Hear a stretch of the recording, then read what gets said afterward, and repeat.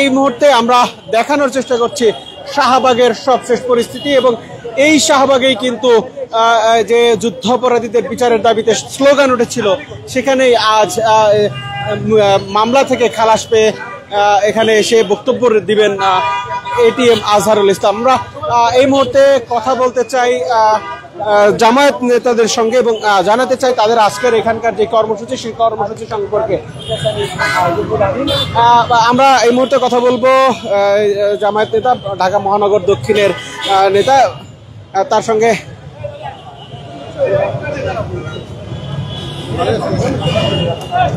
জানানোর চেষ্টা করব আসলে আজকের এই জামাতের সমাবেশ নিয়ে এবং তারা কি ধরনের কর্মসূচি আজকে করছেন।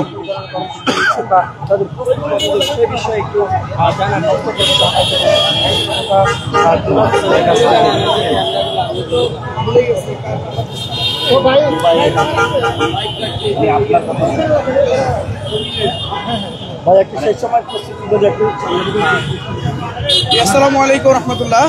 আপনারা জানেন যে আমাদের দীর্ঘ 10 বছর পরে মিথ্যা মামলায় অভিযুক্ত আমাদের মজলুম জননেতা জামাত ইসলামীর সাবেক ভারপ্রাপ্ত সেক্রেটারি জেনারেল জনাব এটিএম আজহারুল ইসলাম ভাইয়ের গতকালকে সুপ্রিম কোর্টের রায়ে তিনি খালাস পেয়েছেন। সুপ্রিম কোর্ট তাকে নির্দোষ প্রমাণ করে তার পক্ষে রায় দিয়েছে। আজকে ইনশাআল্লাহ আমরা আশা করছি যে সকাল 9টায় পিজি হাসপাতালের প্রিজন সেল থেকে তাকে মুক্তি দেওয়া হবে ইনশাআল্লাহ। এই জন্য আল্লাহ পাকের দরবারে আমরা শুকরিয়া আদায় করছি যে মহান রব এই ষড়যন্ত্রের কবল থেকে মিথ্যা মামলা থেকে তাকে মুক্ত করলেন। এই জন্য আল্লাহ পাকের দরবারে আমরা শুকরিয়া আদায় করছি।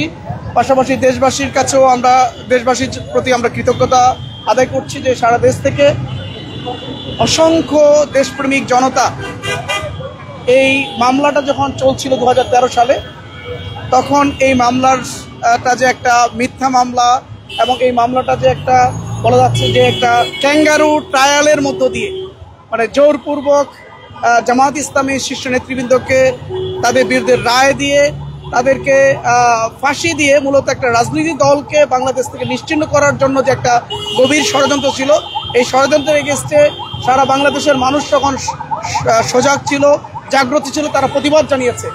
পাশাপাশি গত জুলাইয়ের অভ্যুত্থানে বলা যায় যে ছাত্র জনতার যে একটা বৈষম্য মুক্ত একটা বাংলাদেশ তৈরি হয়েছে, স্বাধীন একটা বাংলাদেশ আমরা পেয়েছি। সেই স্বাধীন বাংলাদেশেই মূলত আলহামদুলিল্লাহ ন্যায় বিচার প্রতিষ্ঠিত হয়েছে। হয়তোবা এই অভ্যুত্থান যদি সংগঠিত না হতো, যদি খনি হাসিনা ফেসিবাদী সরকারের যদি পতন না হতো, তাহলে হয়তোবা এই ন্যায় বিচার থেকে আমরা বঞ্চিত থাকতাম। আলহামদুলিল্লাহ, আল্লাহ শুকরিয়া যে ছাত্র জনতার গণঅভ্যুত্থানের মধ্য দিয়ে অসংখ্য ভাই বোনদের ত্যাগের বিনিময়ে, রক্তের বিনিময়ে যে ফেসিবাদ মুক্ত বাংলাদেশ আমরা পেয়েছি, সেই ফেসিবাদ মুক্ত বাংলাদেশে আলহামদুলিল্লাহ আমরা ন্যায় বিচার পেয়েছি। আমাদের ভাই এখান থেকে মুক্ত হয়েছে আলহামদুলিল্লাহ। আজকে সকাল 9টায় তিনি মুক্ত হবেন এবং সেই মুক্ত হওয়াকে উপলক্ষ করে আজকে আমাদের এখানে শুকরানা সমাবেশ হবে এই শাহবাগ মঞ্চে। আমরা সেখানে মঞ্চ তৈরির প্রস্তুতি আমরা সম্পন্ন করছি। এদিকে তার মুক্তির সমস্ত প্রক্রিয়াটা সেখানে কাজ চলতেছে। আশা করছি 9টার মধ্যে তিনি মুক্ত হবেন ইনশাআল্লাহ। এই জন্য সাংবাদিক বন্ধুগণের মাধ্যমে ঢাকাবাসীকে আমরা অনুরোধ করবো, আসুন আজকের এই শুকরানা সমাবেশে সবাই অংশগ্রহণ করে অন্যায়ের বিরুদ্ধে, অসত্যের বিরুদ্ধে যে মিথ্যা মামলা দিয়ে অভিযুক্ত করে আমাদেরকে ফাঁসি দেওয়া হয়েছিল, এর বিরুদ্ধে আপনারা যে তীব্র লড়াই করেছিলেন, যে আন্দোলন করেছিলেন, যে প্রতিবাদ জানিয়েছিলেন, এটার সাথে আজকে আমরা একত্রিত হয়ে আমরা আল্লাহর কাছে শুকরিয়া আদায় করবো। এই জন্য সকল ঢাকাবাসীকে আমরা এই জায়গায় এসে সেই শুকরানা সমাবেশে অংশগ্রহণ করার জন্য আমরা উদাত্ত আহ্বান জানাচ্ছি। আশা করছি সকাল 9টা ইনশাআল্লাহ। এখন আমরা কোনো প্রশ্ন নিচ্ছি না।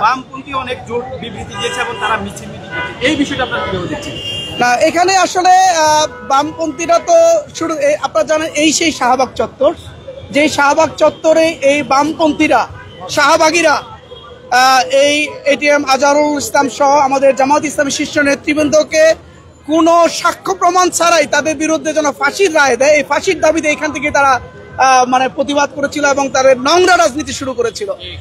এবং দীর্ঘ সময় পরে 5ই আগস্ট অভ্যুত্থানের মধ্য দিয়ে এই শাহবাগ থেকেই কিন্তু এই শাহবাগীদের পতন হয়েছে, ফেসিবাদের উত্থান হয়েছে।